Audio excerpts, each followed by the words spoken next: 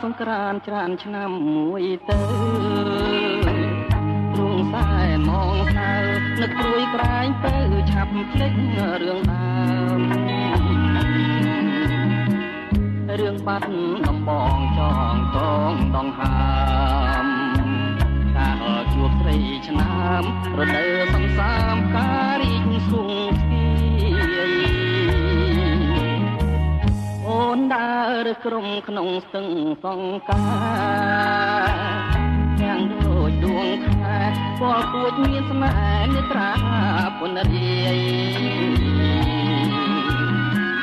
ឆាប់ថាជ័យលហងសងខ្មៅរំសាយ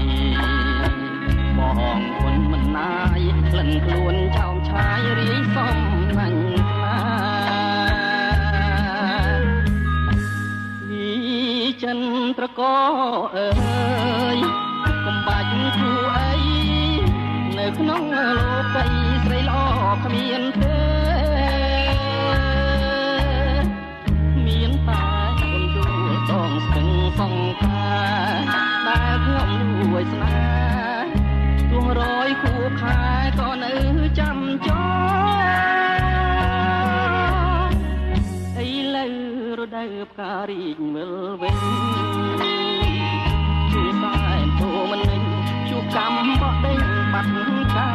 មួយដងត្រីក្រឹមអូនស្លាប់នៅក្នុងដបបងពីខាត់មួយល្អងបងទុកត្រប់ខ្នងពេលស្លាប់ក្នុងភ្ន